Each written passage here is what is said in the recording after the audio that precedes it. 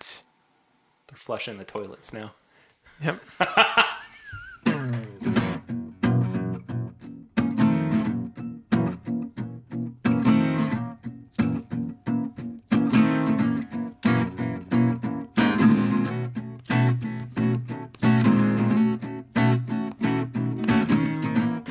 Hello, everybody. Welcome to another episode of This Is My Bourbon Podcast. I'm your host, Perry, and I got Curtis and Swan with me this week. Guys, hello. Hello. What's up? Hey. Hi. How you guys been? So good. So good. I've been. You are so convincing. I've Swan. been the best I've ever been. You're both horrible, horrible liars. I've actually been okay. I'm not lying when I say that. I mean, it's like I've actually had more bourbon recently than in past episodes where it's like, what have you had since last time? Nothing. Not like, a that's daggum thing. Been trying a bunch of different stuff. Yeah, see, I haven't gotten on that yet, but I mean, I'm doing all right. Like, Yeah. I'm just tired a little bit, but I get feeling that. good. I get that too. I'm tired as well. But thank you all so much for tuning in for another week. We appreciate you all being here. We're going to have a really fun little conversation on Heaven Hill and the brand and all their products. And yeah, I'm excited about it. You guys know how big fans of Heaven Hill we are. And I figured why not take the time to just look through their catalog and enjoy some of their many offerings. Because, yeah, they do dominate about half the liquor store, even if you don't realize it. And I think that we've got a good representation of what they bring to the table here actually on the table. So, yeah, but before we get too far into it, our first pour, which is not really flying blind this week, but our first pour is Evan Williams 1783, and I figured it'd be a good way for us to acclimate our palate towards the Heaven Hill profile. How do you guys like this? It is easily one of my favorite below 90 bourbons, which is a category It's not I don't, my favorite. Yeah, I don't dip into that category too much. I mean, it's between this and the single barrel they put out, Evan Williams. Oh, yeah, for sure. I mean, I don't think I have another single barrel bourbon that I even look at that much about like, well, what's the year that it came out? Like, you know, people go nuts over when it was put in the barrel with those. As looking towards flavor profile, I don't know. It's just solid. You can't go wrong with it. You can pick it up and anyone can start with it. Yeah. It's very approachable. It's really good.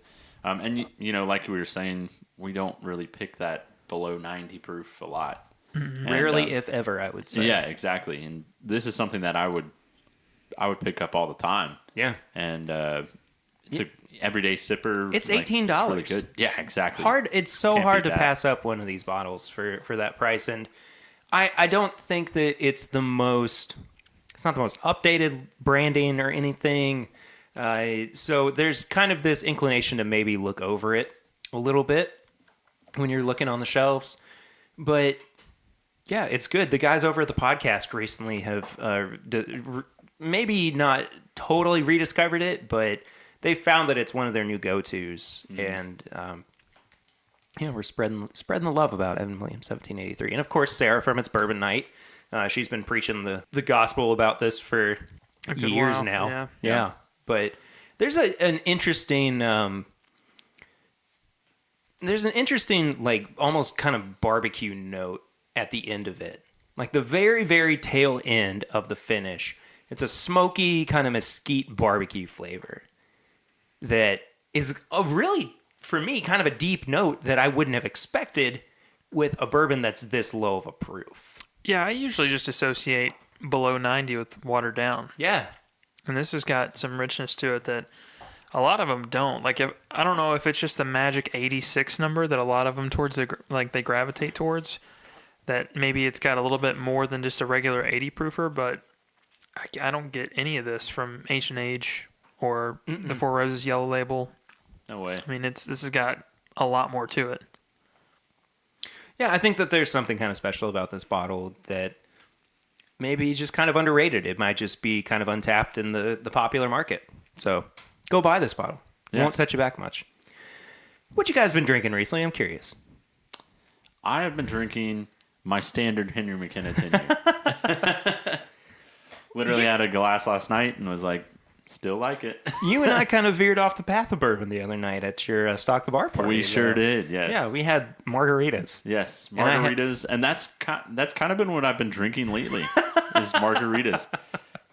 Tell them about this really cool machine that you guys have. Yeah. So if we have a margarita machine, and the thing is awesome, and it's dangerous because you can make a pitcher of margaritas in about 30 seconds. That's not a joke. Swan's eyes got real big. Yeah.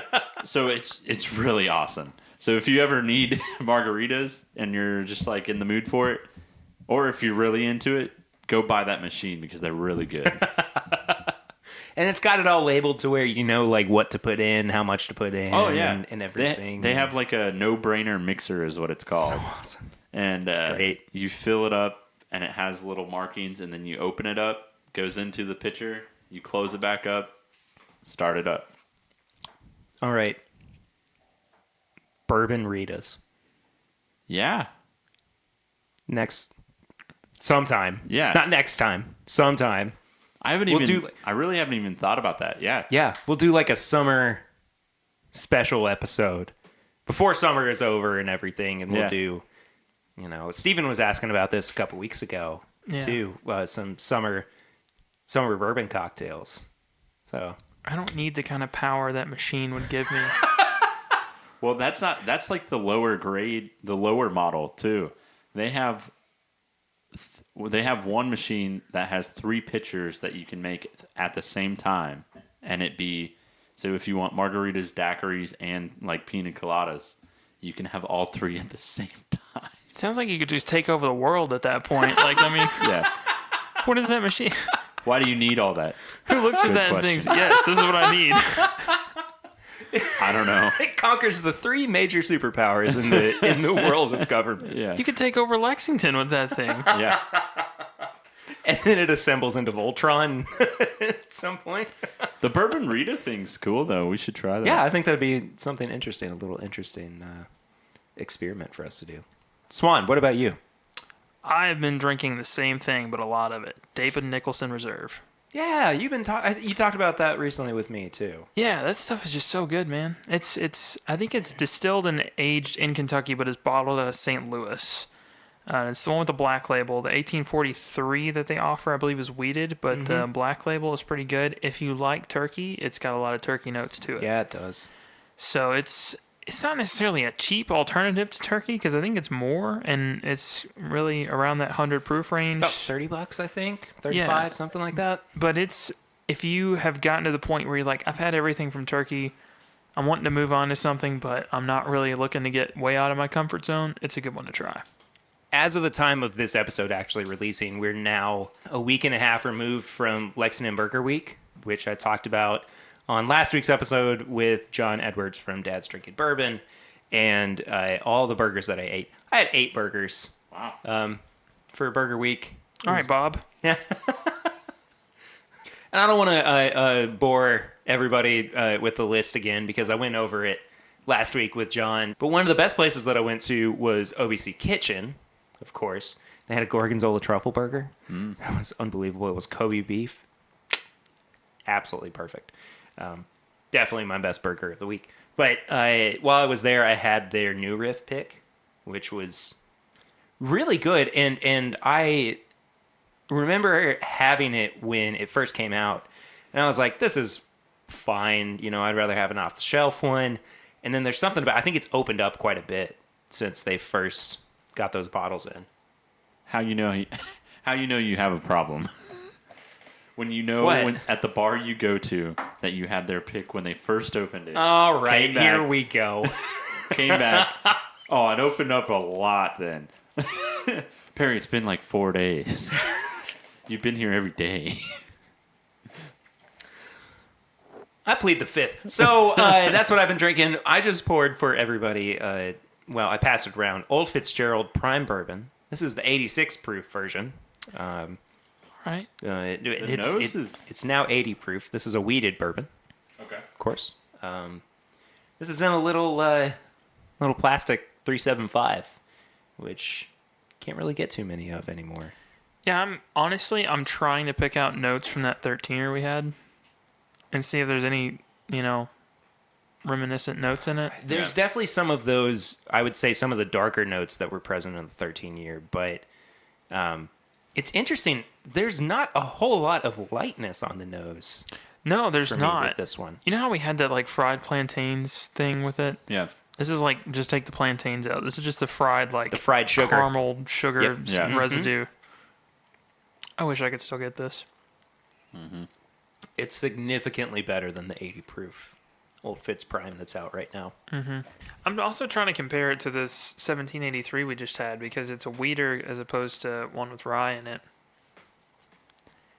It's kind of strange because I always think that it's going to have less kick, but at 86 proof, I'm just getting more sweetness off the wheated one than I do with the rye.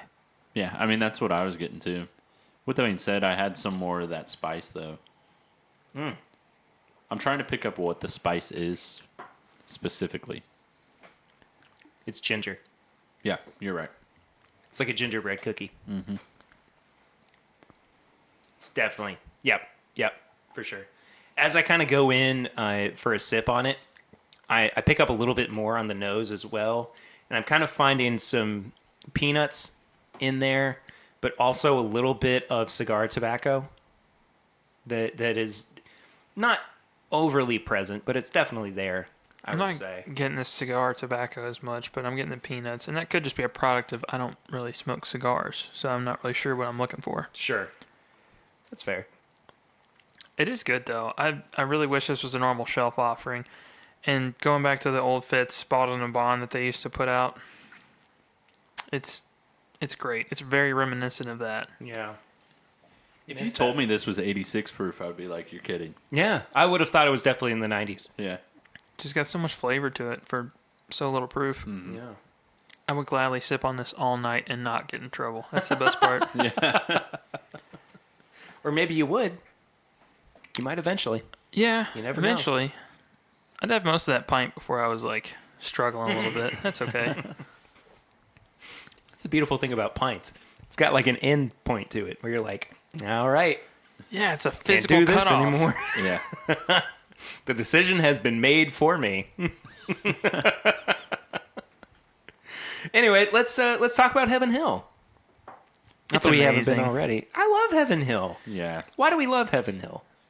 I am such a sucker for the baked good notes, and they bring it better, in my opinion, than any other distillery. Yeah, I agree. I mean, it's for me, Elijah Craig is like just, and I've heard Perry say this plenty of times. It's the staple for what I want in a bourbon. Yep.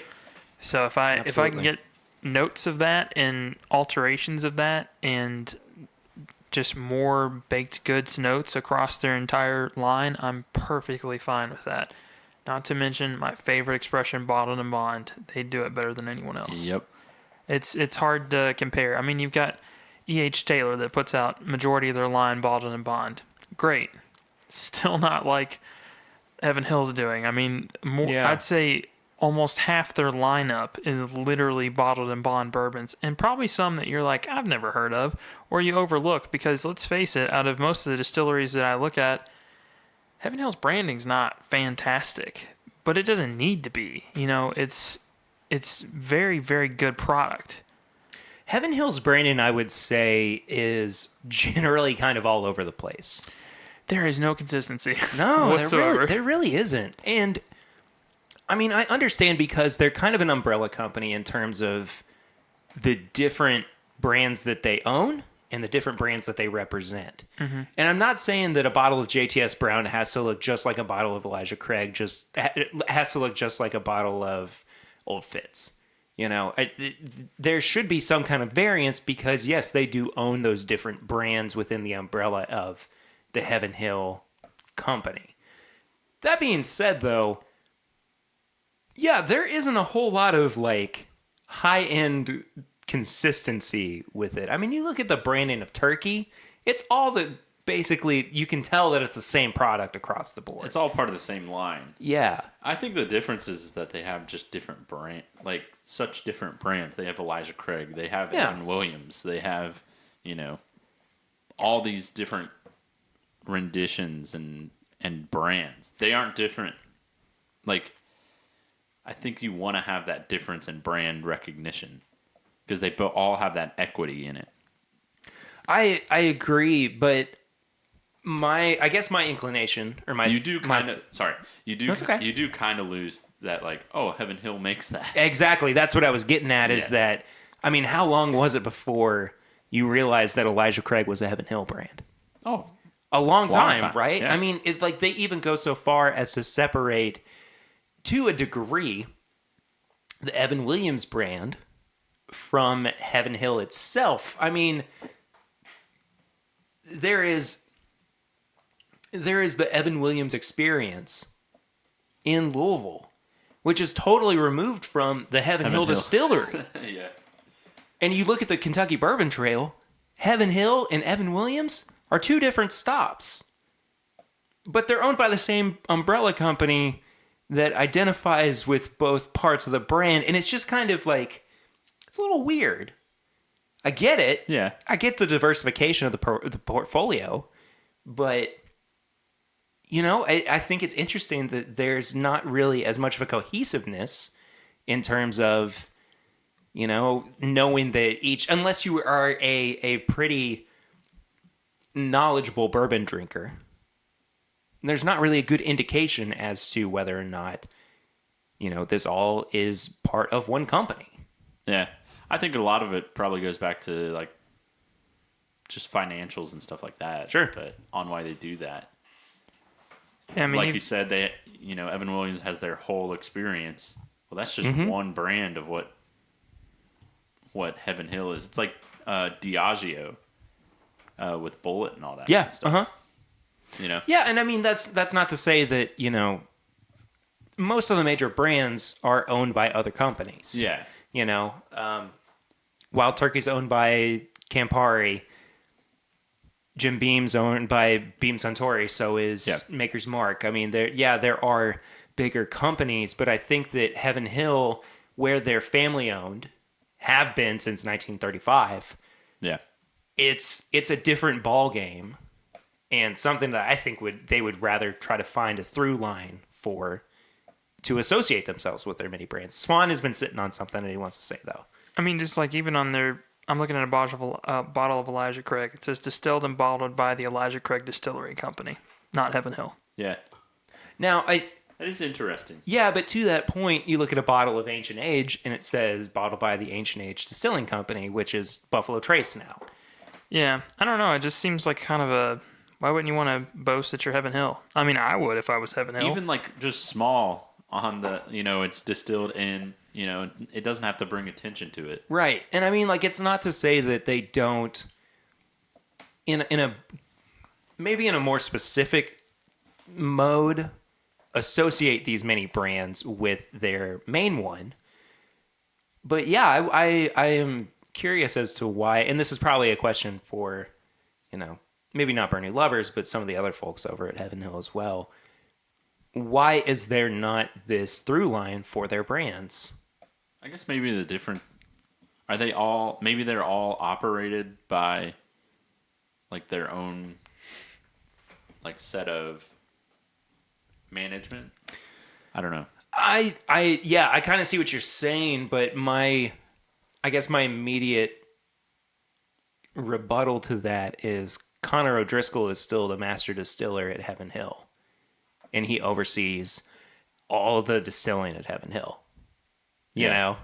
So maybe maybe he does kind of divvy up the work between people, but I would say that it would make more sense for them to have a core team, run by a couple of people, one person, whatever. I don't know. I guess that's a lot of brands to go through. It is a lot of brands. One person. Yeah. Or like multiple people. Of course it is. So I wonder if that's how, like, Elijah Craig has an Elijah Craig team, like all that kind of stuff. Kind of like Brown Foreman with Woodford. Yeah. I do like they're really just laser focused on a lot of heritage stuff. Even some, like, going back to their branding, even some of their branding is a heritage thing. I mean, like the JTS Brown, the JW Dant, all of those have not changed in a long time. And the juices, they've tried to keep, as close to the original as they can. And they don't need all those brands separated. They could easily sell one bottled and bond bourbon if they want, but it's more of a heritage deal for them to keep them alive. That's just fascinating to me that they want to do all those different expressions. Yeah. Speaking of different expressions, we may have already had an Evan Williams product, but this is a special Evan Williams product. This is pre-fire. This is 7-year-old 90 proof Evan Williams, which I didn't know that it was ever 90 proof. And I think I knew at one point that it was age stated, but it's Swan. Look, it's been a minute since I've had some pre-fire, but I'm excited for this. This is a nice little treat every now and then to remind myself of times long gone. Yeah. You don't get the dusty note. I didn't notice it. No, I would say really like the nose. a little bit of like kind of mustiness, but it's not overpowering. Just compared to the Evan Williams we had a minute ago, you get a little bit of a musty note, but it's not nearly as strong as turkey, where it hits you in the face with it. Man, there's a lot of cinnamon on the nose, though. Baking spices, man. I'm telling Yeah, you. for sure. There's a greenery to it, too, that I'm not entirely sure what it is. I can't quite pick it up. If this were Evan Williams today, I would be buying Evan Williams all the time. Yeah, I would definitely keep a bottle of Evan Williams Yeah. all the time. And I don't The think it palate even... kind of switches a little bit to more of that smokiness. Yeah, it really does. Especially on the back end. Mm-hmm. Woo. Yeah. You can definitely taste like the barrel char towards the end of it. Man, that's good. It packs a little bit of heat for a 90 proof, but does. it's for somebody that likes to drink 100 to 120 usually. I like that. Yeah.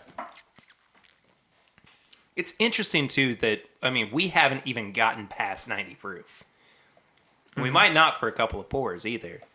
But we've not had anything, I would say, negative to say about these products so far, right? Not at all. I mean, even at a lower proof, we're saying they're still full-bodied. They still have a lot of characteristic to it. They don't taste like they're watered down. They aren't one note. Exactly. Yeah, there's a really wide range of complexity with Heaven Hill products, as far as I'm concerned.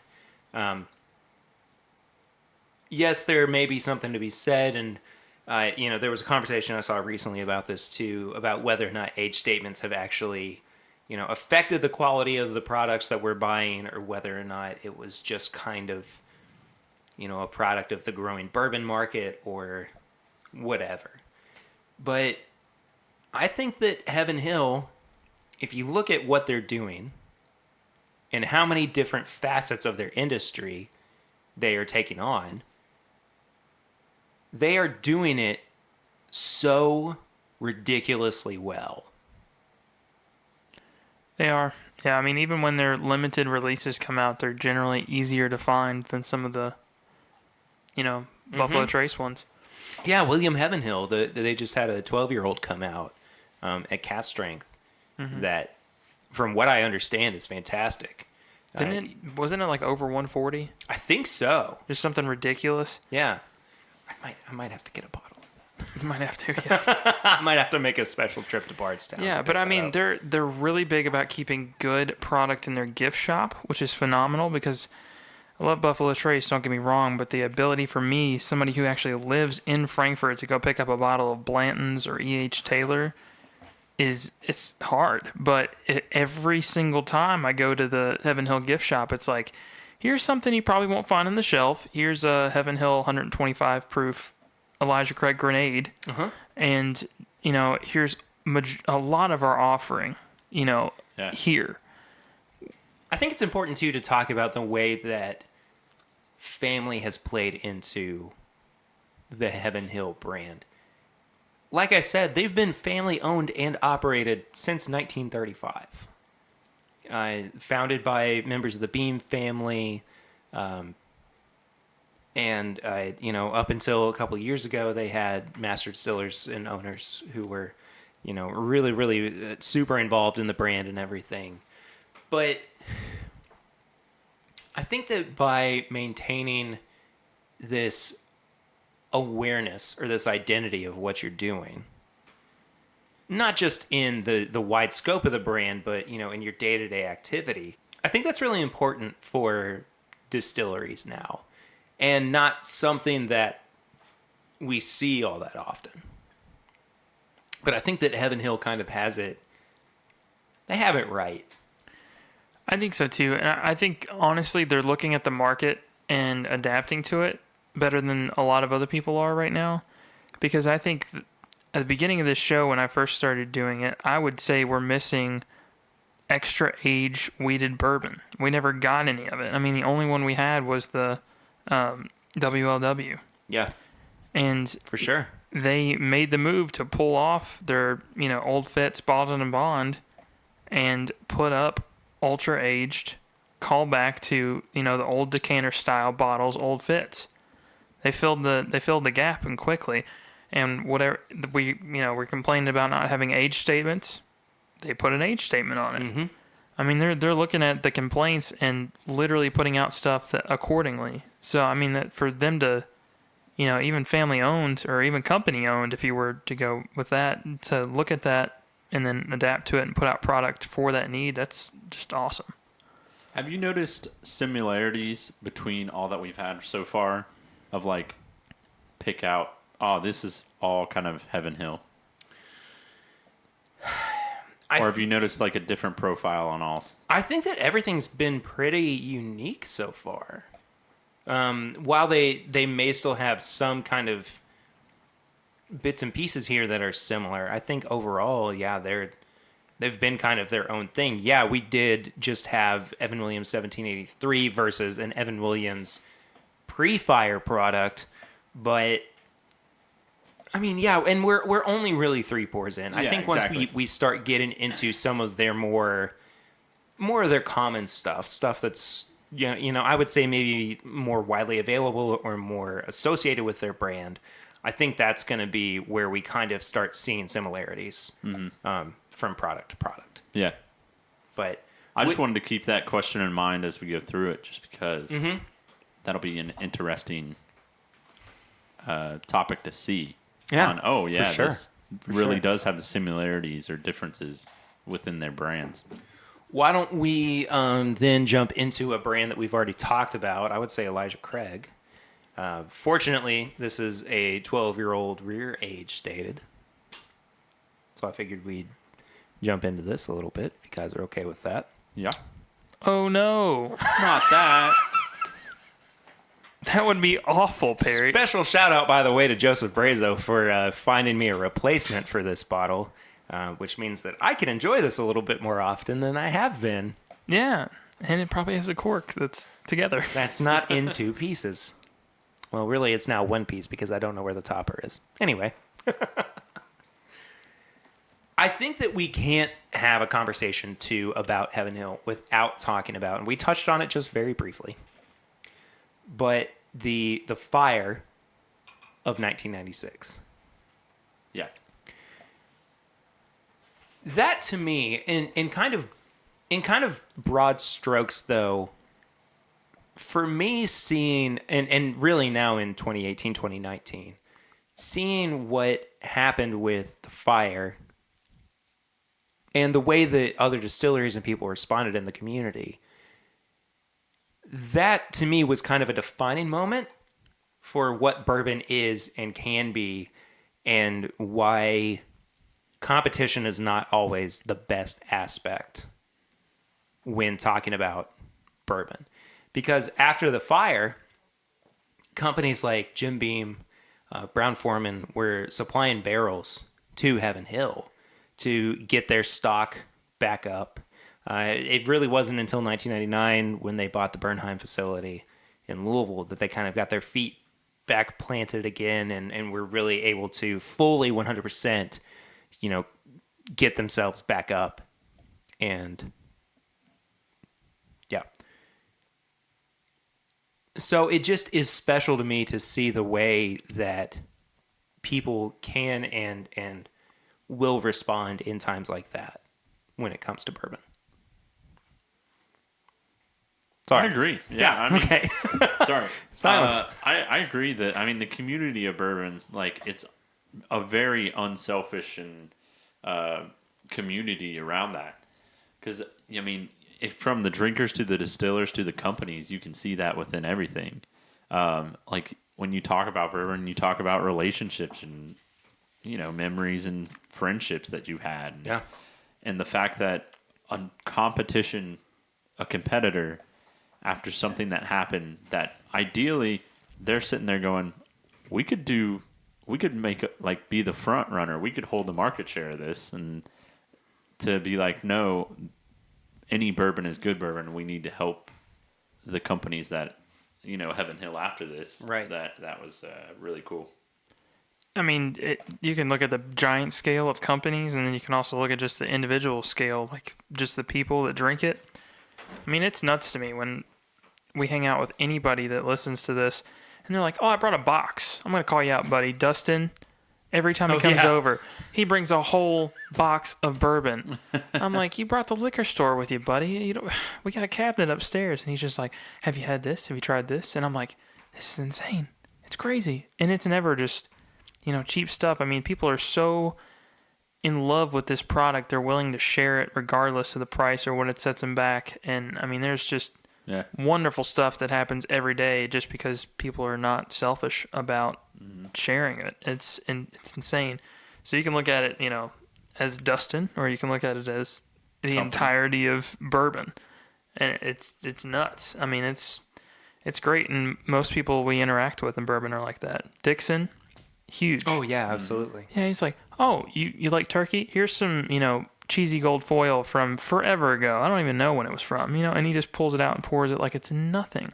Yeah. But, I mean, to get one of those bottles is insane. I also think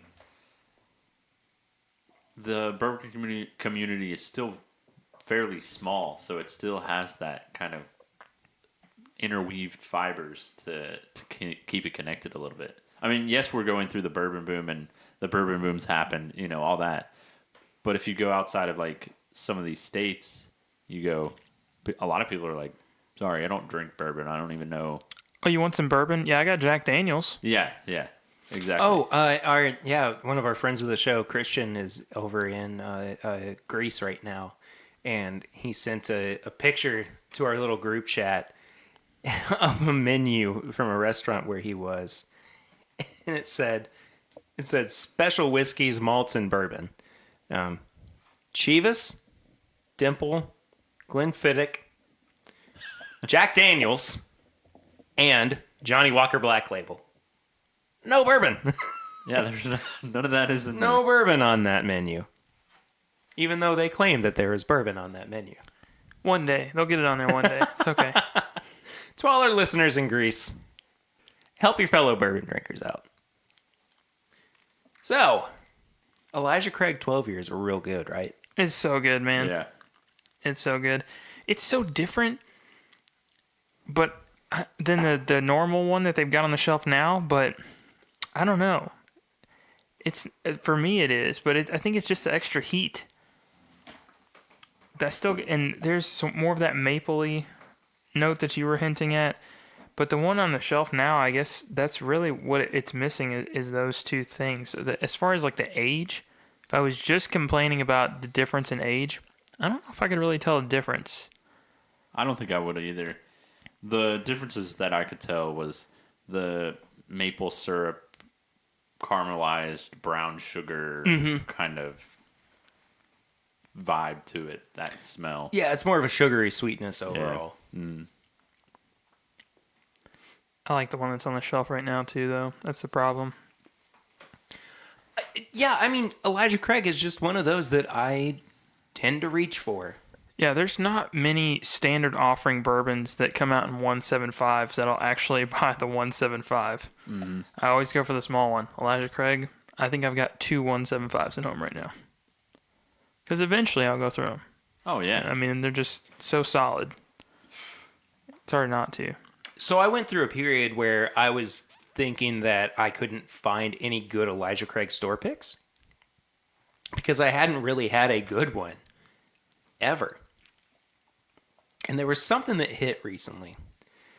I don't know what it was, whether it was just a group of people who were able to get their hands on really good barrels, or Heaven Hill brought out some of their older stock, their better stock, whatever it was. But I've all of a sudden started seeing better Elijah Craig picks recently.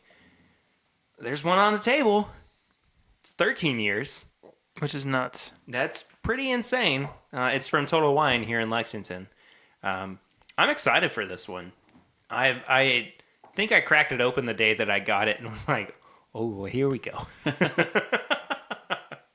See, I've never gone this way. Usually I have the 12-year and then go back to the new one that's rumored to be, what, like 9-ish? It's a blend of 9 to 12, I believe. Yeah. So, I mean, I've never gone the other direction. I've actually never had the 18, 20, or 23 that they put out. So, funny story about a bottle of the 18-year. I was over at my father-in-law, Brett's, once, and having a good night and everything. And I remembered he had a bottle of Elijah Craig 18. I was like, Brett, why don't we have some? He was like, okay, sure, let's do it. Pulls it out, and it's got that milky cloudiness of bourbon that's had the cap off for a long time or has been sitting in the sun or whatever. Yeah. And I'm like, we can't drink this. This is the equivalence of spoiled milk to bourbon. And I went from, in terms of excitement, 0 to 100 to 0 really, really quickly. Yeah. But, and then you proceeded to have it. No, I had none of it. I was staying as far away from that as possible. This is not as hot smelling to me. It's like the last one had more char or like ethanol or something to it. Alternatively, I don't think the nose is too sweet either. I'm picking up a little bit more cinnamon on the nose here. I don't really get that. Maybe I'll get it on the palate. I'm getting more cinnamon. On the palate, I'm getting a hibiscus. Interesting. And like honeysuckle. More of a floral. And that's odd, but right on the front. Yeah, I get it a little bit. The finish is, I think, quite a bit better than the 12-year. I think the finish is probably the best part of this. Not to say that the front and middle of the palate is bad. Yeah, the front of it is really sweet. It has that honeysuckle flavor to it. Yeah. The middle palate, though, is super dry. Super oaky and dry. Mm-hmm. But once it gets into the finish, I think is where this really kind of starts to all come together. And it really does become an enjoyable flavor profile. Out of the two, I think this is my favorite. I'd have but to it's agree. hard to compare. Just because, Yeah. I can't get either of these. Like, it's not like I can go buy them now. Yeah, exactly. Yeah, sorry. No, it's all good. I mean, if you've got some Heaven Hill that I can't buy, I'm all for trying it. I got some. Oh, just a few bottles. It's okay. The progression from the front of the palate to the finish is just so good. It's wild, man. It's roller really coaster. interesting. I mean, it's a nice progression from sweet to smoky to dark. I've had a lot of Elijah Craig, and for me, there's not a ton of variance in some of the picks. I mean, I got one that literally just tasted like it was the regular offering. Maybe it Yeah, was. you gave me a bottle of that. Yeah, and it was just the strangest thing. I don't know why. You just slapped a label on it and charged you Said, $10 more. "There it is." Yeah, but they're all still pretty good. I've not had one that I've been just like turned off by. I guess they're all pretty good stuff. I don't know. I wish there was more variance in Elijah Craig picks, but I also think maybe that's one of the limiting factors with Heaven Hill is they've got so many different offerings. They kind of have to have a pretty narrow selection process for, some of their barrel pick stuff. Yeah. Because if not, it's going to veer off into a different variety they offer. Mm-hmm. This is a really lingering bourbon. Oh, yeah, it's hanging around. I mean, as it's starting to get towards the back end of the finish, I'm getting marshmallow and a little bit of like orange peel, a lot of fruitiness to it, I would say too. It's kind of like this would it and I think that if you were to do something with this bourbon, like maybe put it in an old fashioned, it might get lost. Mm-hmm. You know, I think they would probably become just this overly cohesive note Of orange. of citrus, of, you know, some of the sweeter flavors. I like this pour. I don't know personally if I like it more than I did the 12 year. It's just me. That's though. fine. That's fair. Just me though. I got a question about Heaven Hill for you guys. I would love to answer your question about Heaven Hill. What do you feel like is missing from their ginormous lineup? What would you like to see from them? I would like to see a higher proof offering that is readily available. Like an old granddad 114 Kind style? of, maybe even like a Knob Creek single barrel around the 120 proof range. Doesn't necessarily have to be that high. I mean, yeah, it could be 110 to 115, but I think that Heaven Hill really does shine in higher proof releases. Mm-hmm. Elijah Craig Barrel Proof is a really good example of that. I've not had a bad one. I've just had ones that aren't as good as others. Yeah. You know? So, yes, you can get Elijah Craig Barrel Proof if you hunt a little bit now, but they just don't have anything that's consistently higher proof other than maybe, say, Pikesville, which we're going to be talking about here a little bit later, that you can kind of just walk in and pick a bottle of up. I don't know. I think that that's maybe something that they're missing. I could get behind that. Just a higher proof offering. 110 to 120. I think I would say, I mean, it's probably more of like their, like a barrel pick kind of stuff, like we were saying. Yeah. But that, I mean, you can't say that because it's not a, standard offering. Standard offering, I guess maybe like more of a rye selection. Because how many different ryes do they have? They've got 2. Rittenhouse and Pikesville. So 2. So, too. So maybe venture off into some more of that. Mm-hmm.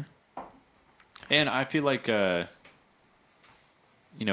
is a staple, but I wonder if there's, like Rittenhouse, at least I haven't heard of that often. So. Rittenhouse is kind of a behind the bar cocktail thing that they use. They use it a lot. Okay. Mm-hmm. So if you've ordered a rye cocktail, there's a good chance it's had Rittenhouse in it. So I guess I'd like to see more of a rye.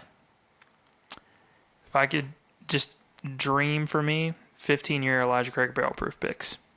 Or just like offerings. 15 year? Okay. 15. Why so old? I just want, I've heard such good things about the 18 through 21, but after I get past that 15 mark, for me, it's almost too much. Okay. So I was kind of wanting something right there on that edge of like just Interesting. extra age with a lot of proof. Because I think that it would be almost too much for some people, but I could get used to it.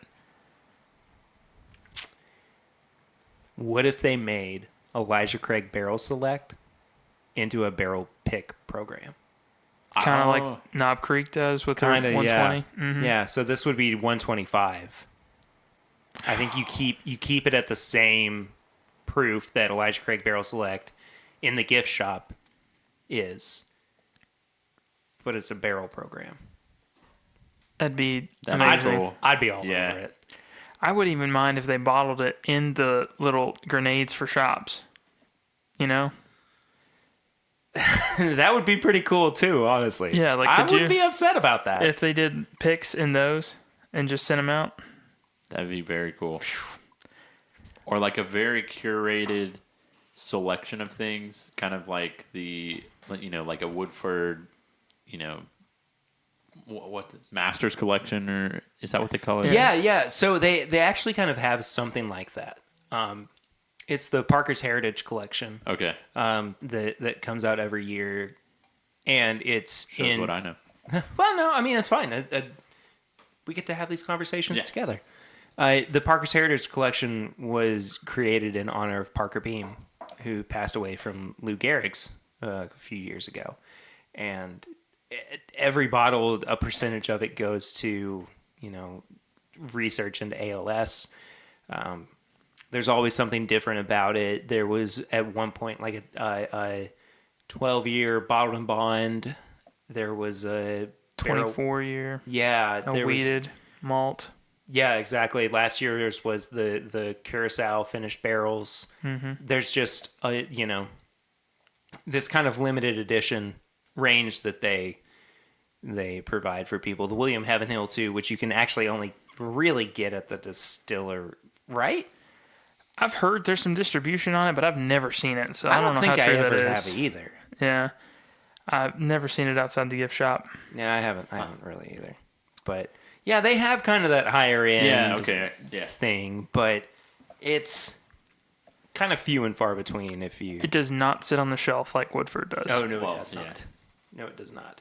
I mean, I think I've... Granted, alternatively, they have like a whole master's collection with their portfolio stuff too. So True. And it's like half the liquor store. Yeah. Now, Heaven Hill does a lot of great stuff. They're not really known, I guess, for experimenting. Yeah. I mean, they experiment with their Parker's Heritage, and people grab it the second it comes out. I mean, just this year, for me to get one bottle, I went to probably 20 or 30 different stores looking for orange Curacao finished bourbon, which I didn't even really want. I just wanted it for the bottle, and it came down to me flipping a coin with a guy and I lost. Like, that's how hard it is to find. I mean, it's ridiculously difficult. And then you go home and you look at the reviews and you're like, can't believe I didn't get that bottle. And you're like, it's not great. It's kind of weird. If you like orange, maybe it's for you. It's just, it's not great. And I'm still like, I still want this bottle. Yeah. But then you got Woodford Oak Grain still sitting on the shelf. So it might be for somebody. Now, Swan, you also brought some stuff to the table tonight. What did you happen to bring us? I brought, and this is what I just poured, we're having some age-stated Fighting Cock. It's a 6-year. They've since discontinued the age. Lovely friend, Adam Terry, listener of the show. Adam Terry, congrats gave on me your this baby. Bottle. Congrats on your baby. I mean, it's been a couple months at this point, but I'm still proud of you, man. You're making it. I'm sure you're tired. Have a drink for us. But yeah, have a drink for us. We'll have a drink for him. For you, yeah. But anyways, I've actually not opened this. I haven't gotten around to it. Yeah, this is a fresh crack. This is a fresh crack. We're gonna see how it is. Now, I was explaining this to Curtis a little while ago. This is kind of a direct competitor to Wild Turkey 101. It's about the same proof. This one comes in at 103, and you've got Wild Turkey Fighting Cock. You can see the similar just in that, but it's Heaven Hill product. So I'd be kind of curious as a person that doesn't like Wild Turkey 101 if this is any better.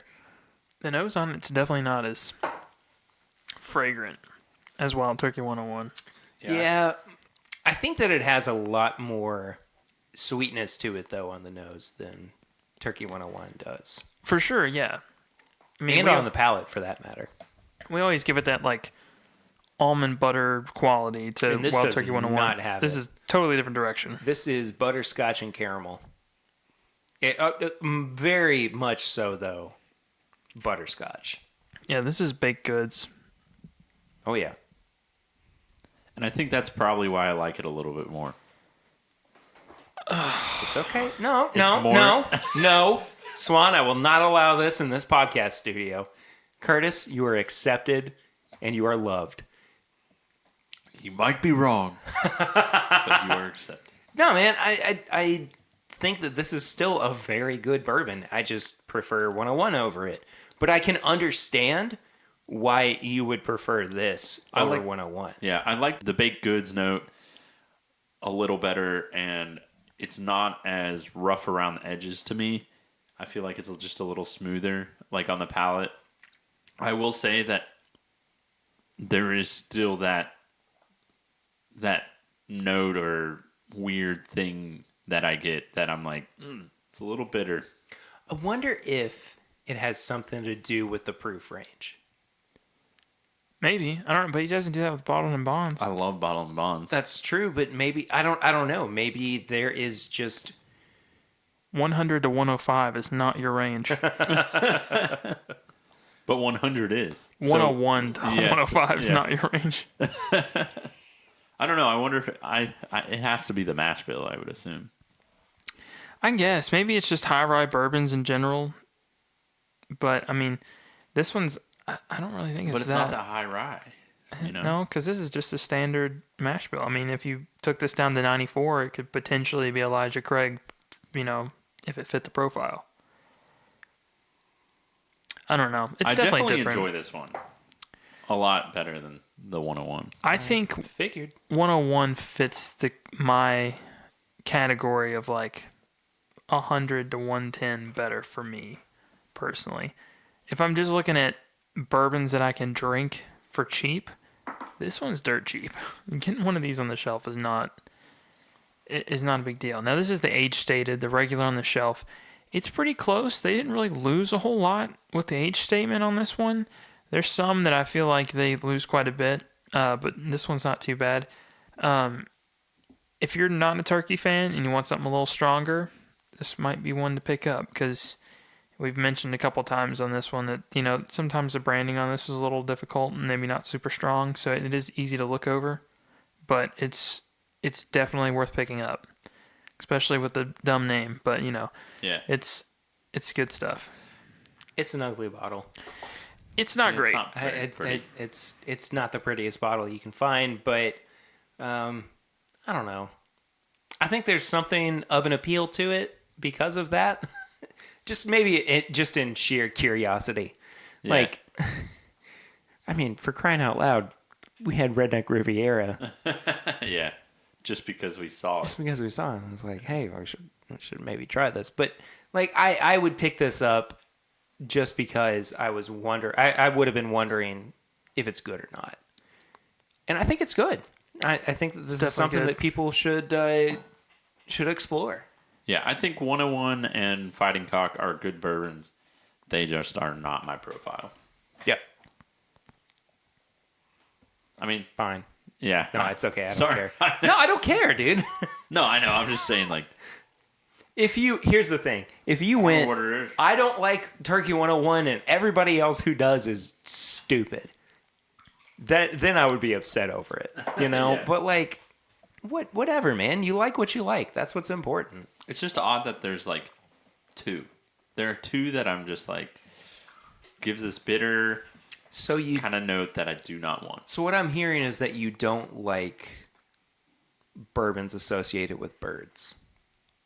What you got against birds, man? But I like Wild Turkey, like Rare Breed, and all the other ones. It's just 101. All right, fair enough. But, going back to your point, there's just some that you don't like. There's actually one from Heaven Hill I just don't like. What's that? The 90 proof green label, Heaven Hill. Okay. I don't know. It's not my favorite. Yeah. Every time I've had it, I'm just like, this is like so close to what I want, but it's just not what I want. And for that reason, I've had this same bottle of 90 proof green label and probably 8 to 10 bottles of the 100 proof bottled and bond 6 year that they used to put out and gone through every single one of those without finishing my green label. Huh. It's just it's not my favorite. Yeah. And there shouldn't be any reason for me to dislike it. It's 10 proof points lower than the other one. Yeah. I mean, I just never reach for it. So much so that when we did our blending episode, I was like, I wanted to make this better because I didn't like it. But you didn't do it. No, not really. But I tried. Yeah. I don't know. I guess everyone's got their thing. I think everybody just has something that they are not going to enjoy. Well, I figure we have one more pour before we get into the review. And this is one that has been kind of divisive for people so far in 2019. But this is Elijah Craig Barrel Proof B519 coming in at 122.4 proof. Swan, I'll let you do the honors and pour first. Oh, thank goodness. I'm going to fill up the whole Glencairn. That's a lot of bourbon there, champ. I got the weirdest note off of this. Do tell. Have you ever, completely finished, a pizza or whatever and opened the pizza box and just the smell of, Cheese and cardboard? cheese and cardboard? I have. I get a new shoe smell. This is so strange. It smells like leather. Yeah. I'll agree with that. I'm not getting the cardboard. I don't know. But the new shoe leather kind of sounds good. It's kind of a perfumey smell. You know what I'm getting remnants of? A little bit, and this probably shouldn't make sense, but a little bit of the nose from the WLW. That fragrant, floral perfume nose. You know what I'm really picking up now, and I really am not smelling new shoes. It is masked by what I am now processing as buttered popcorn. But nowhere near the level of Dickel. No. No. Okay. No, it's like good quality buttered movie popcorn. Okay. It's like a gourmet popcorn. It's like You're not finding that at the movie theater. It's like the kid from the local high school is coming around to your house and they're selling bags of popcorn for their school fundraiser or their band fundraiser. And you're like, I guess I'll buy a couple of bags of it, but I don't really want to buy all these bags of it. And so you buy like 2 because you feel bad. One's standard, one's crazy. The crazy one is like funfetti and the normal one is just butter. And you get the butter one and it's like, oh, this is really good. But the funfetti one, you're like, why did I do this? And the regular one, you're like, this is even better than I thought it was. See, I thought mine was specific. Very with the specific. pizza That was box. beautiful. What was specific? Just, the Boy Scout that you bought popcorn That from. whole scenario you made. Man, that's palate. good. I can tell you this is not my favorite that's come out over the past few years, This is really good, though. but it is definitely hard to say this is a bad bourbon by Oh, any the means. back end of You that can't palate say it's into a the bad- finish, though, is spectacular. Yeah. Spectacular. Oh, the oak and the buttery popcornness of it that I was getting on the nose, that starts kind of playing together. There's like a caramel note to it as well. Daggone it, man! I think this is a really good. I think this is a really good Elijah Craig barrel proof release. Yeah. It reminds me more of old Elijah Craig barrel proofs.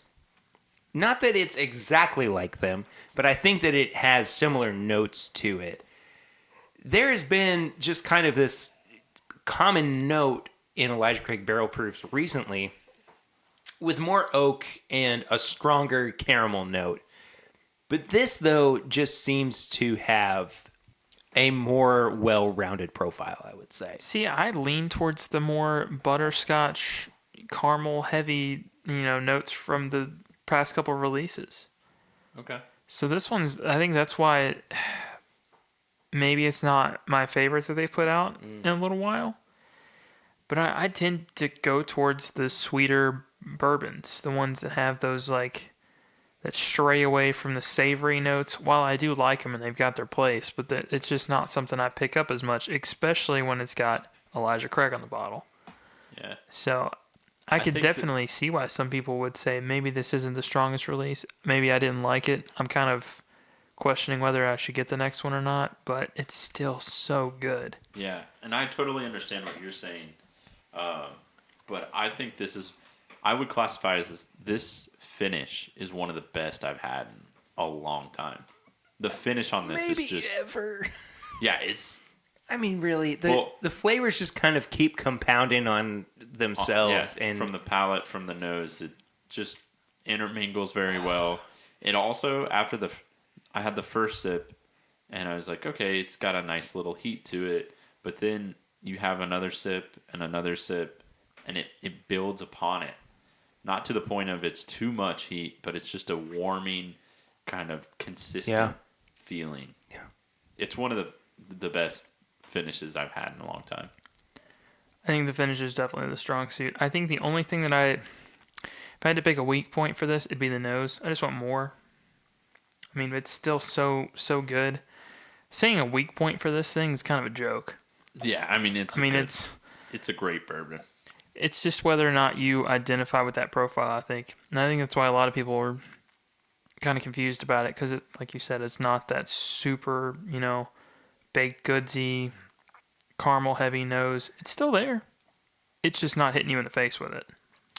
I'm trying to approach this from maybe not an Elijah Craig barrel proof stance, but from just, is this good stance. That's probably appropriate. I think this is really good. Yeah. I Yeah. didn't feel this way about the A119. I thought the A119 was good at best. This is great. I don't want to compare too much, but this is one of my favorite releases that have come out this year. This year, yeah, I'd have to agree with you.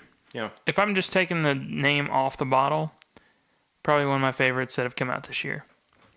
We might have to do a full-on, blind bracket and everything for... Oh, I'll break out the Lazy Susan. I got you. I know you We will. can do it. I know you will.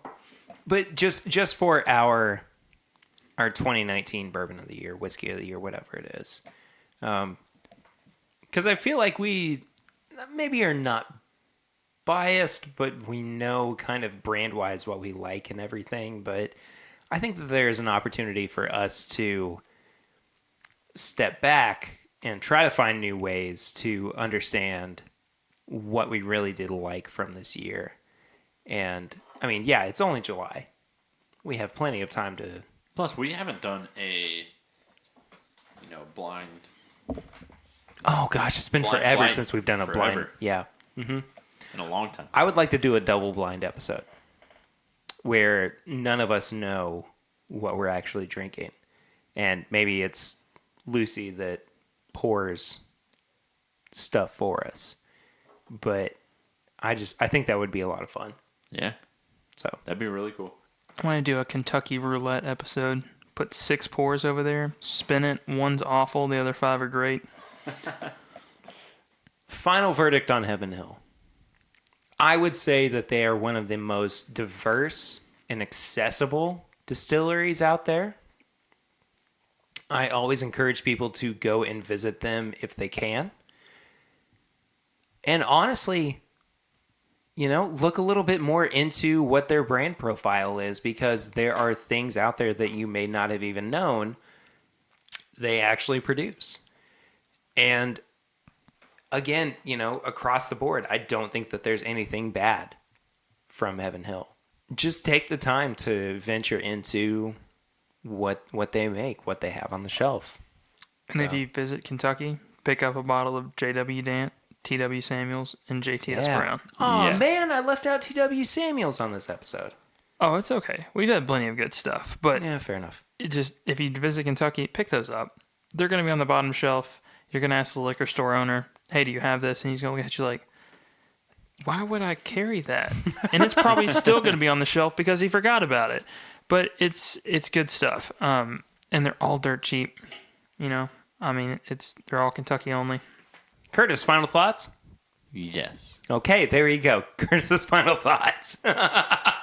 No, for real though. Heaven Hill products are just you should definitely pick up any and every that you can find. Almost all of them are very good. There's very few products that they put out that you would not like. Yeah, especially if you like the baked goods. If you have a profile of a baked goods kind of note, then you should definitely pick that kind of stuff up. One thing we didn't get to, and Swan brought it along with him, but the mellow corn is it's a bottled and bond corn whiskey. People may hear that and go, why would I be interested in trying that? But I think that there is quite a bit of merit in a corn whiskey at 100 proof and 4 years old that is severely overlooked by whiskey or bourbon drinkers. Yeah, and I think a lot of it has to do with the color. Oh, it looks light. It's It looks light. very light. If you're a Scotch person and you're looking for something, this is kind of like some of the Scotches look, especially like Japanese whiskey and stuff. It's very, very light, but it's got quite a bit of flavor to it. You'd be surprised. So that does it for our conversation on Heaven Hill products. But we are not quite done just yet. We have a little review for you guys as well. Before we get to it, though, because we are reviewing a rye whiskey instead of a bourbon whiskey, I figure that we should probably acclimate our palates a little bit towards rye whiskeys. And we'll stay within the Heaven Hill profile. And we are going to head over to Rittenhouse Straight Rye Whiskey. It's bottled and bond, of course, 100 proof, at least 4 years old. Just so we kind of get our minds set where they need to be. It still has a baked goods note to it. It does. Have you guys ever smelled witch hazel? Yeah. Oh, okay. Does it smell like that to you? I think it does, yeah. It's kind of cool. Because I always thought that stuff smells good. It'll probably kill you, but you shouldn't drink it. But it still smells pretty good, you know? God, if it tasted like this, I might actually do it. Same. If Witch Hazel did. Yeah. You can tell on the nose and on the palate that it's not one of the higher rye whiskeys out there. But there are still shades of the rye note. Like, you can tell that it's over 50% rye. But this is more of like what I would consider rye bread than a rye whiskey. You know, like, it's still sweet. It's still got a baked quality to it. I like this one a lot. Yeah, I do too. And a lot of people will call this a cocktail whiskey because they use it in cocktails so much. But honestly, it's a good sipper too. I mean, I feel like it might be getting overlooked a little bit. I'm getting kind of like a pumpernickel bread. Yeah, absolutely. Yeah, because there is kind of like a raisin quality to it. I'm definitely As getting well. the raisin quality. Raisin, cinnamon, rye. It all kind of cohesively forms into a bread note. Which sounds really generic. I mean, but I'm just getting... Now that you said it, I'm getting like a cinnamon raisin swirl bread. Yeah. Uh-huh. Yeah. No, I get that. I totally get that. Which, by the way, with some syrup over top, if you've toasted it, excellent. It's like poor man's French toast. Might have to do that. That sounds really good. Might do that before I go to bed now. Yeah. Just eating you syrup getting the bread raisin? before. What is it? What are you getting? Oh yeah, no, I'm definitely getting the raisin. I get the cinnamon. I'm having a hard time picturing the bread Okay. personally, but it's really it's good. I think I really need to pick up a bottle of this because it's one I overlook all the time, and we're gonna talk about it here in a second. But I always grab the Pikesville just because of the proof and the how much I hear people talk about it, and I overlook this one, especially knowing that a lot of people tend to throw it in cocktails, and I just don't drink a whole lot of cocktails. Yeah. I don't know. I definitely feel like I've overlooked it trying it now. Well, I think we probably should grab for the Pikesville at this point, though. For sure. Yeah. So, Swan, One of my favorite corks, by the way. this is 110 10. proof? Okay, I almost said 115. I am really excited to review this one. I've only had limited experience with it, but I know how many people view it. Honestly, it doesn't smell that dissimilar from the Rittenhouse. I don't even pick up the extra proof on this. To be I honest. actually do. Now that I've kind of swirled it around a little bit, I'm starting to pick up a little bit more of the proof. It seems a little bit heavier, I would say, than the Rittenhouse does. On the palate, I'm not getting as much of the fruity note or the raisin. No, it's definitely spicier on the palate. For being a barely legal rye, meaning that it's right at 51%, it still has some pretty spicy qualities to it. And I think despite the mash bill, it really does have a good spice kick to it. Yeah, I would agree with that. I feel like it's making up for the spice kick from the Rittenhouse in proof. Maybe not necessarily in mash bill because it's the same mash bill, which I'm fine with. because I tend to go for the higher proofs, and if I'm going to have a rye, there's almost that understanding it's going to be a little more punchy than maybe some of the bourbon that I drink, which is fine, and I get that a lot more with this Pikesville than I do with the Rittenhouse. I'm going to say something about the nose. Okay. That somebody a long, long time ago said about a nose on a rye whiskey that actually has never made it to air. Smells like tomato soup. Oh, really?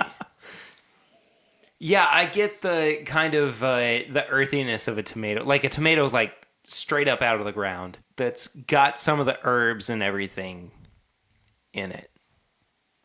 I'm having a hard time picturing that, but I definitely am getting an earthy tomato off the nose. I'm getting more of like a soil feel, a soil nose, like some of like topsoil or some sort of soil in terms of that, like the ground. I'm not getting the tomato, I don't think. Sorry. No, I mean, I just am not getting it. I get the ground, like fresh out of the ground kind of feel. Yeah. I'm kind of having a hard time picking notes out on this one. It's good. It's really earthy. Yeah. It's so I looked at the prices on these too, just for our comparison here. $23.99 versus $52.99 for Rittenhouse and Pikesville. Now, I've constantly recommended Pikesville. After having the two back to back, I don't know if I can quite do it for double the price. I don't think I can either. I think I enjoy the Rittenhouse a little better. Yeah, I kind of think I do too. I will say Pikesville has more of like a rye profile, I feel. Yeah, I think so too. In terms of just me drinking it and trying to enjoy it, I think I like the Rittenhouse profile better. It's also kind of led me to believe that I think that I may just start recommending a rye completely out of Evan Hill's wheelhouse. I mean, if you're in Kentucky, I would honestly tell you to grab, at this point, the New Riff Rye. Oh, yeah. Over this. Mm-hmm.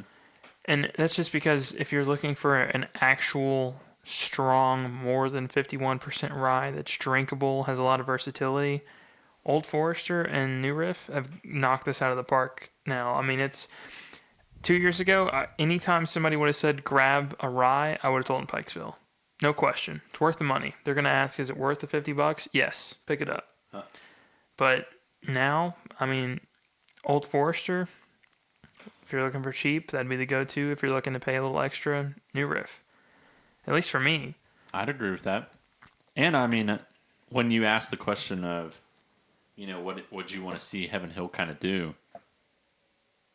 I think I would like to see a little bit stronger of a rye selection if that's the case. I would almost say they're missing that at this point because they've got 100% corn whiskey.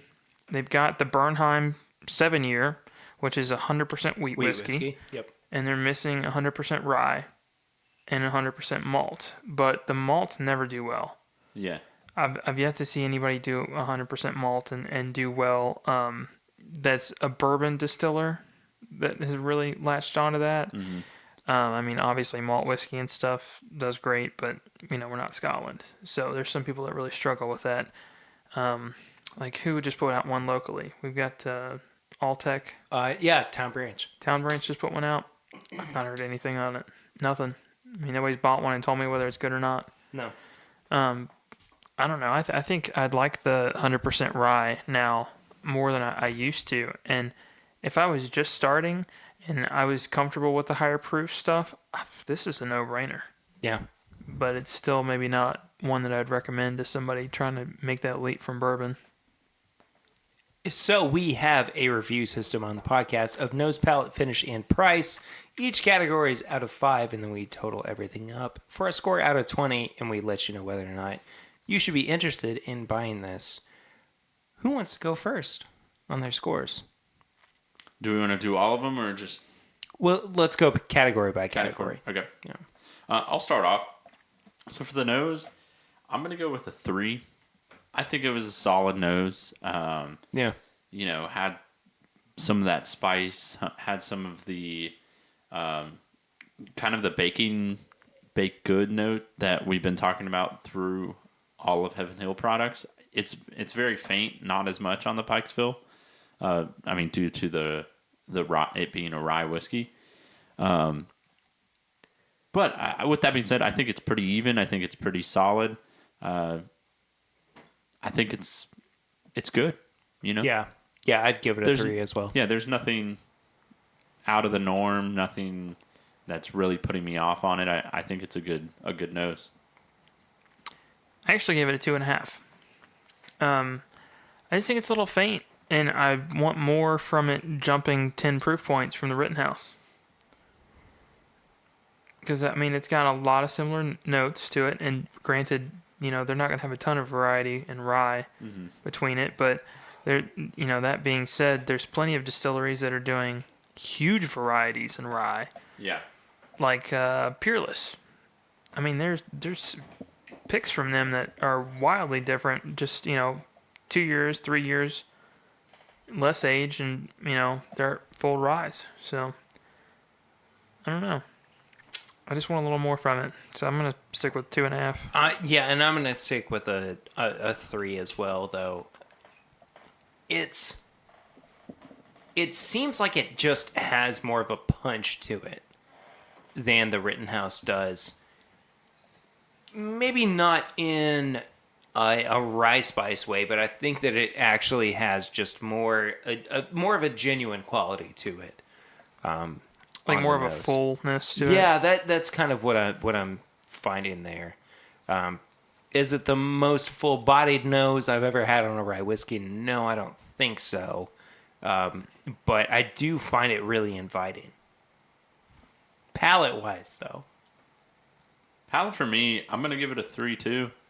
It has that rye quality that I think that the Rittenhouse kind of was missing a little bit.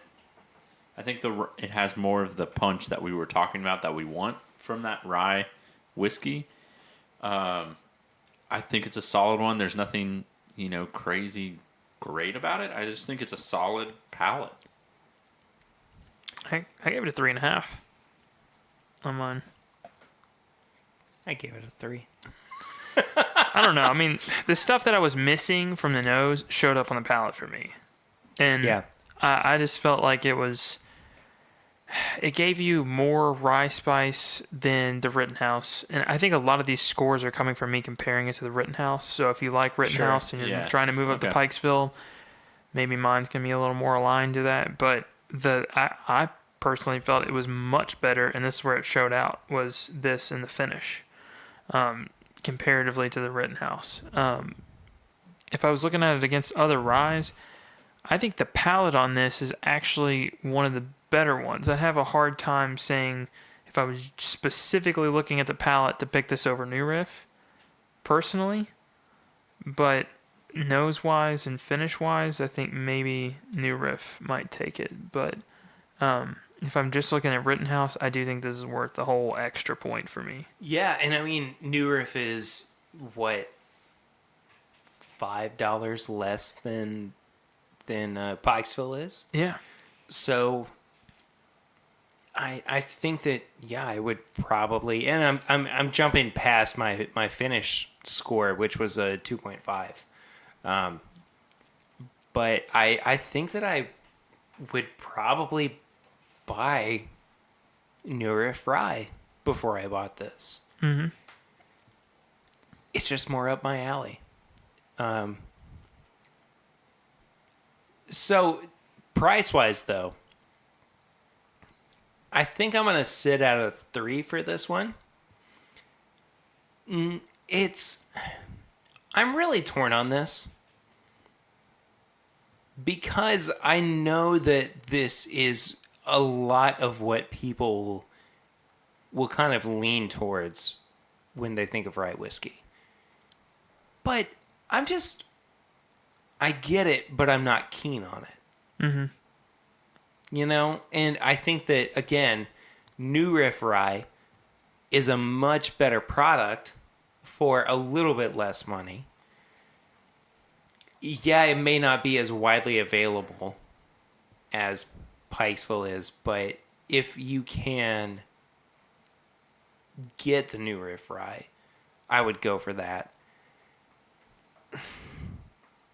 But at the same time, I feel like I might be a little biased trying to review this one. I don't know. I mean, so my finish price on this was 3.5. I thought the finish was also a really strong point on it. It was lingering.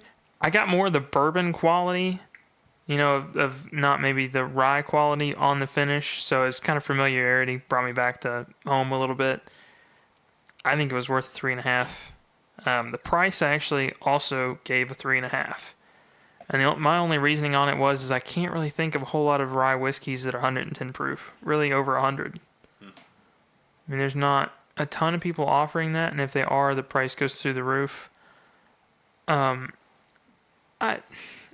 There's nothing wrong with this. If you're transitioning, I guess, from bourbon to rye, and you're not fully wanting to make the jump to 100% rye, That's a good point. I think it's a good intro. Rittenhouse is probably a better introduction. Just at the proof point, because it's like the extra 10 points really carries that rye spice home a little bit more. But this is by no means a bad rye whiskey. I would solidly recommend this at any bar. I just think that there's more that I would recommend in front of it. If you've already tried the other stuff, this is great. This is fantastic. Go pick some of it up. Or even if you've tried a bunch of ryes and you're just like, well, Heaven Hill doesn't make rye. They make 2. Look at the 40 bottles on the other side of the shelf, and then look at like the 2 over here. Why would I pick one of those up from Heaven Hill? It's strong stuff. It's good stuff. Pick it up. For me, that puts me at a 13. For me, on the finish, I gave it a 3. I mean, basically for the same reasons that you gave Swan. I mean, it's a really good. Or did you give it a 3.5? I gave it a 3.5. Sorry, I'm giving it a 3. I think I think this rye whiskey, this Pikesville, it's standard. Really, really, it's a really good rye whiskey. There's nothing that's going to surprise you. There's nothing that's going to, jump out at you to be kind of unique or different or put it a step above something, I think. I think it's just a really great standard to have. If you're trying to transition into it, like you were saying, I think it's something that you should definitely pick up if you're interested in getting into rye whiskeys. Price wise, I think I gave it a 2.5. I think it's a little too high just for me, because I'm not gonna be one that's gonna be picking up a rye whiskey that much. Not to say that that's too high of a price or anything. For me, I just think that is. So that puts me at 11.5. I think it's a recommend though. Mm-hmm. I think it is too, but I would recommend that you try this maybe at a bar or in a cocktail before you actually went all in on a bottle. I think that's probably a good rule for most rye whiskey, because it seems like for me, if I like one, I'll buy a whole bottle and I like it that much. If I don't like it, if I get it and I buy it and it's awful, I will not drink the rest of it. Yeah. It's so divisive for me. It's all in or nothing. One of the only ones that I would say go buy a bottle right now is like the New Riff. Yeah, I agree. And that might just be because, it's as of recent, it's like, what have you done for me lately? And I think it's pretty good. Yeah. And the Old Forester too. I mean, it's just cheap. I mean, it's hard to say not to buy one of those. Yeah. Well, I think that does it for this review of this episode. We are not quite done yet, though. We do have tips and bits to get through where we recommend something. Maybe not bourbon, but we have something that we want you all to check out. Guys, do you all have tips and bits this week? I do. I came up with some. All right, so I've been listening to a ton of music and 2 new albums that came out that I really liked. The new Black Keys album. Still have not heard it. It's good. I'm not going to try to spoil anything, but they took a very laid-back vibe compared to some of their other albums. If you like the Eagles, they've kind of got that vibe going on this album, which I like. It's a little more low-key and less, crazy guitar, some lighter singing, very soulful feeling at some points. I really enjoy it. And then Revenge of the Dreamers 3. It's a new album by Dreamville. Oh, okay. J. Cole. Yeah, J. Cole.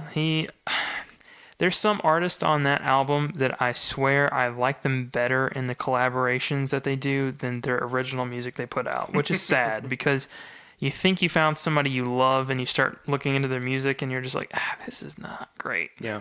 But on that album, it's pretty good stuff. So a lot of the time it's because they're heightened by the people around them. Yeah. Yeah, that's true. But it's definitely worth listening to. If you like J. Cole, it's more of him. So definitely. For me, my tips and bits is the new. Well, it's not new, but Acid Rap by Chance the Rapper just got put on onto Spotify, and so definitely go back if you haven't listened to it. Definitely go back and listen to it. Because it gave me like a whole new appreciation about Chance the Rapper Yeah, we've talked about Chance before on the show. Yeah, and he has an album coming out in July at some point. Oh man! So keep an eye out for that, and that'll probably be a tips and bit for me. I just had a reappreciation for it. So friends of the show, Colin and John over at the Hop-Ons podcast, formerly an Arrested Development review podcast, have just started doing a review of Twin Peaks. And if you know me, you know that I love not only, of course, Arrested Development, but Twin Peaks as well. And those guys are doing a really, really awesome job of reviewing this series of Twin Peaks. They're only a couple episodes in, but it's definitely worth checking out. And then I gotta be honest with you guys, I was just kind of going, what am I gonna do with myself tonight? A few nights ago, and I found myself playing Super Mario 64, Yes. which is a really fun game. And if you know, it's not all that easy to get into retro gaming, but if you can, it's a fun game. I know I'm like 20 years behind on this, but Super Mario 64 is pretty good. take that game very Wasn't bad. seriously. The penguin slide level. Oh, I'm not there yet. when you get there, you're gonna be like, this is no longer fun. This is a mission. Why did I do this? Yeah, this is a mission.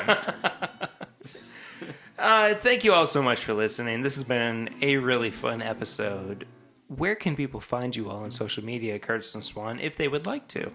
On Instagram, you can find me at CurtCon. On Twitter, Curt_Con15.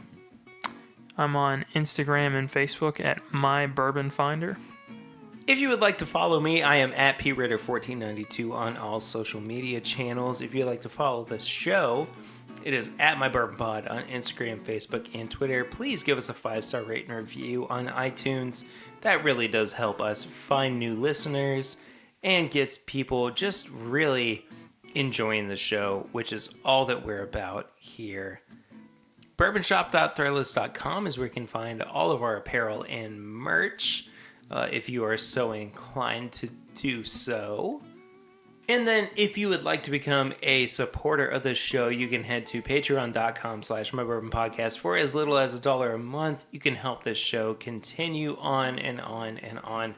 We really do appreciate any and all support that you can provide. Of course, there is no pressure into doing that, but if you are a supporter of the show on Patreon, you get bonus content like extra episodes, you get hangouts, you get live streams, all sorts of awesome things over there. Again, at patreon.com/mybourbonpodcast. Thank you all so much for listening. This has been a really fun week. I've enjoyed this one. But We will see you next week. Until then, I'm Perry, I'm Curtis. And I'm Swan. and this is my Bourbon Podcast.